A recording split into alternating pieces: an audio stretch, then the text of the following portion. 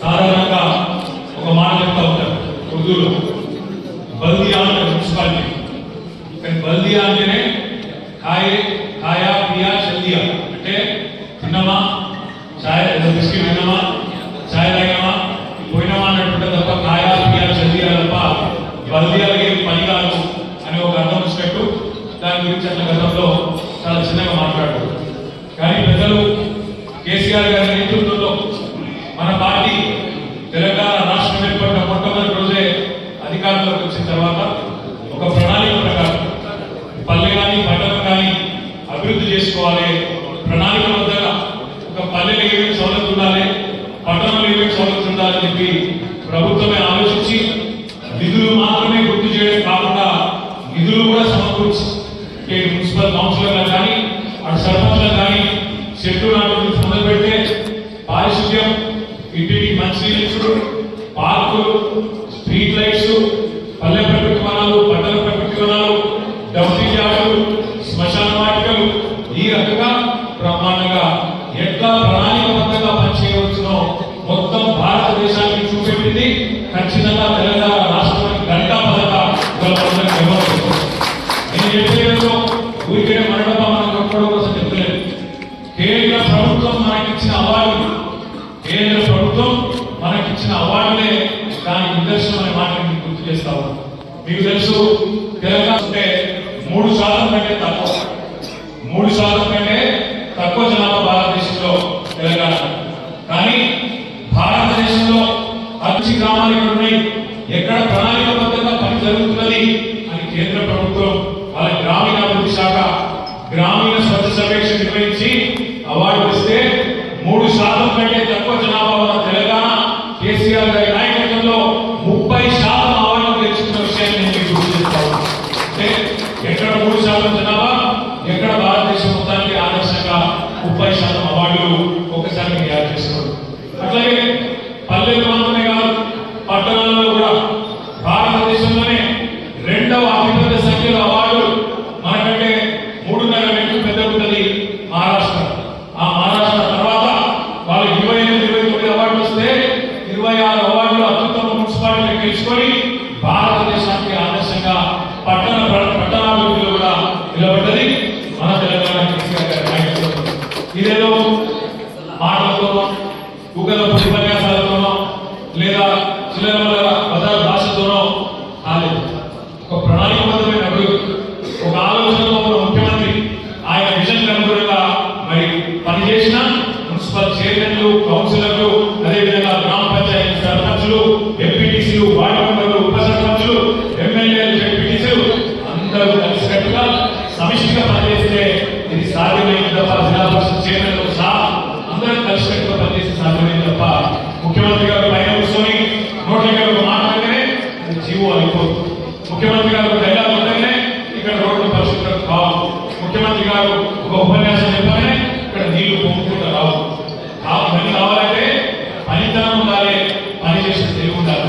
అది కేసీఆర్ గారి ఉన్నది కాబట్టి 9.5 సంవత్సరాలలో ప్రమాణమైన కార్యక్రమాలు చేశారు. ఇప్పుడే సోదరి మాధవి చెప్పింది, సరిగ్గా 2014 ముందు వేములవాడ కానీ సిరిసిల్ల పట్టణాలు కానీ పరిస్థితి ఎక్కువ మీరే యాడ్ చేసుకోండి. నేను 2009లో మొట్టమొదటిసారి ఎమ్మెల్యే అయినా సిరిసిల్ల. నాకు యాద ఉన్నది, ఎండాకాలం వచ్చిందంటే భయం అయిపోయింది. ఎండాకాలం వచ్చిందంటే ఊళ్ళలో పోవాలంటే భయం, పట్టణంలో దిగాలంటే భయం. ఎందుకు? ఎక్కడ పోతే అక్కడ దిగాలంటే పెట్టు, ఎక్కడ పోతే అక్కడ కూడాలంటే పెట్టరు, లోకి పెట్టు.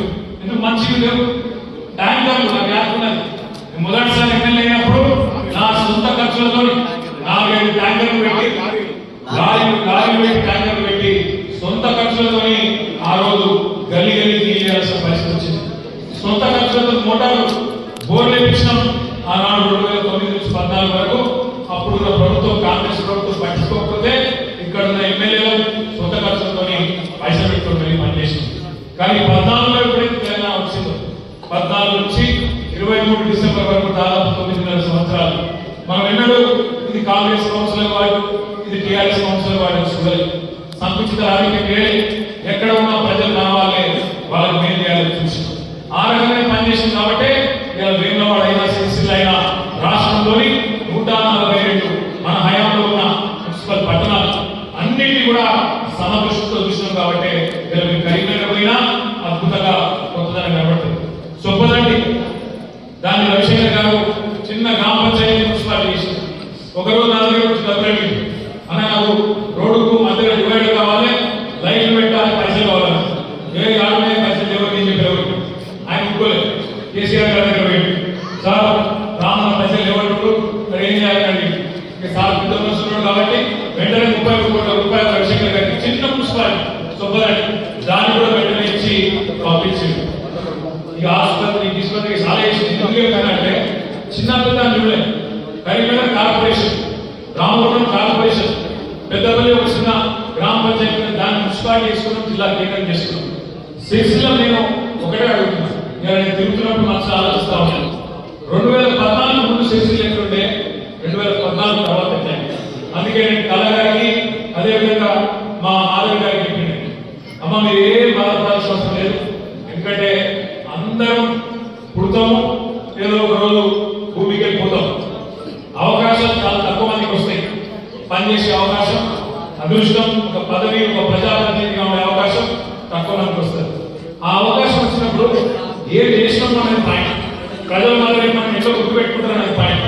ఒకటి మాత్రం పక్క, ఈ రోజు కాదు, రేపు కాదు, ఇంకొక 20-30 ఏళ్ళ తర్వాత కూడా సిరిసిల్లలో పుట్టిన ప్రతి బిడ్డ యాడ్ చేసుకుంటాడు. ఏమని? ఒక 10 ఏళ్ళ పని 2014 ఒకప్పుడు కేసీఆర్ గారి నాయకత్వంలోనే పని అయింది. ఎట్లున్న సిరిసిల్ల ఎట్లయింది, ఎట్లున్న వేములవాడ ఎట్లయిందని చెప్పి యాడ్ చేసుకుంటారు. అందులో మీరిద్దరు అదృష్టవంతులు.